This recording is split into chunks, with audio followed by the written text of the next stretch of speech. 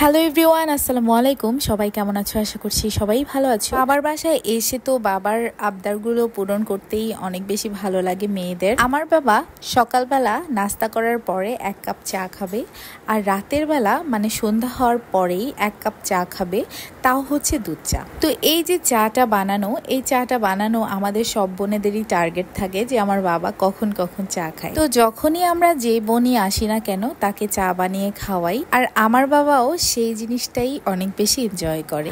বাবা মার আবদার পূরণ করতে কিন্তু সব সন্তানদেরই ভালো লাগে। শ্বশুরবাড়িতে থাকি, বউ শাশুড়ি সন্ধ্যার সময় কিন্তু 1 কাপ চা খাই। আবার আমার শাশুড়ি রং চা পছন্দ করে, সে দুধ চা খুব কমই খায়। তো আমি যখন আমার শাশুড়িকে বলি মা চা খাবেন, তো তখন বলে চা বানালে কে আবার না খায়। কথাটা আমার অনেক বেশি এনজয় করি। মাকে আমি যখনই বলি যে মা আপনি খাবেন কিনা, তো বলে বানালে কে না খায়। তার মানে হচ্ছে তাকে যখন আমি বানিয়ে দিই তখন কিন্তু তার আসলে ভালো লাগে। জন্য আমি প্রায়ই বিকেলবেলা একটা নাস্তা তৈরি করি, যেটা হচ্ছে জাইনকেও দেই, আমি আমার শাশুড়িকেও দেওয়ার চেষ্টা করি। কারণ আমার শ্বশুর আমার হাজব্যান্ড তারা তো বাইরে থাকে, তাদের আস্তে আস্তে রাত 10টা বাজে রাতের বেলা। যেহেতু বউ শাশুড়ি বসে থাকি সন্ধ্যার টাইমটাতে, একদমই সময় কাটতে চায় না, তখন কিন্তু আমি মোবাইলটা নিয়ে বেশি ব্যস্ত থাকি। আর আমার শাশুড়ি টিভি দেখেন। যখন দুইজন মিলে একটু বউ শাশুড়ি মিলে টিভি দেখি, তখন কিন্তু আমি আমার শাশুড়িকে অফার করি বিভিন্ন সময় যে কি খাবেন। সে বলে তুমি যেটা রেডি করে দিবে সেটাই আমি খাবো। মানে হচ্ছে তার ভালো লাগে আমি যখন তাকে কিছু অফার করি। দেখো আমি কিন্তু চা বানাচ্ছি আমার বাবার জন্য, আর আমি আমার শ্বশুর শাশুড়িকেও অনেক বেশি মিস করতেছি। কারণ আমি যখন বাবার বাসায় আসি তখন আমি শ্বশুর শাশুড়িকে মিস করি, আর আমি যখন শ্বশুর বাড়িতে থাকি তখন আমি আমার বাবা মাকে মিস করি। মাঝে মধ্যে মনে হয় কি জানো, আমার বাবা মা আর শ্বশুর শাশুড়িকে যদি আমি একসাথে রাখতে পারতাম তাহলে মনে হয় সবচেয়ে ভালো হতো। আসলে এটা তো আমাদের সমাজও সহ্য করবে না, আর আমাদের চোখেও ভালো লাগবে না। যখন বাবার বাসাতে কোনো ভালো মন্দ খাই তখন আমি কিন্তু শ্বশুর শাশুড়িকে অনেক বেশি মিস করি। আবার যখন শ্বশুরবাড়িতে কিছু খাই তখন বাবা মাকে অনেক বেশি মিস করি। মনে হয় কি আমাদের মেয়েদের জীবনই মনে হয় এরকম। কারণ যখন যেখানে থাকি তখন সেখানকার মায়ায় আটকে যাই। যখন বাবার বাসায় আসি তখন বাবার বাসা ছেড়ে যেতে ইচ্ছা করে না।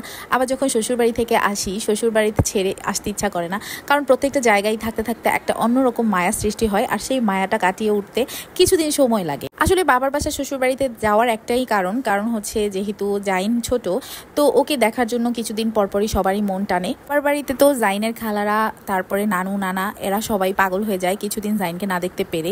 আর আমি যখন এখানে কিছুদিন থাকি তখন আমার শ্বশুর শাশুড়ি পাগল হয়ে যায়। হোক, সব জায়গায় মিলিয়ে ঝিলিয়ে যেতে হবে, থাকতে হবে, এটাই হচ্ছে নিয়ম। তো যেহেতু এখন বাবার বাসায় এসেছি, তো বাবাকে একটু আদর আপ্যায়ন করার চেষ্টা করছি। আর আমার বাবাকে আমরা মেয়েরা এসে সবসময় কি খাবে কি খাওয়াবো এগুলাই চিন্তা করি। তো আমার বাবা মার কোনো ছেলে নাই, তো ছেলের বউরা এসে যে তাকে একটু আদর আপ্যায়ন করবে তা তো করতেই পারবে না। তার জন্য কিন্তু আমরা মেয়েরাই তাদেরকে আদর আপ্যায়ন করবো, এভাবে যে এসে, আর এভাবেই আমাদের সারা জীবন থাকতে হবে। আর তোমরা তোমাদের বাবা মা শ্বশুর শাশুড়িদেরকে কে কিভাবে ম্যানেজ করো সেটা আমাদের কমেন্ট করে জানাবে। দেখো আমার কিন্তু চা বানানো শেষ, তো আমি এই বিস্কিটটা দিয়ে খাচ্ছিলাম। বিস্কিটটা অনেক বেশি মজা লাগতেছিল। আমার শাশুড়ি তো সবসময় শুরু করে দিবে যে তুমি না থাকলে বাসায় আমার ভালো লাগে না। তো আমি যখন বাসায় থাকি আমার শাশুড়ি কোথাও যায় না। আমি তো আগে মনে করতাম যে আমার শাশুড়ি হয়তো আমাকে রেখে রেখে বেড়াবে, এখানে ওখানে যাবে, কিন্তু আলহামদুলিল্লাহ আমার শাশুড়ি আমাকে রেখে কোথাও যায় না।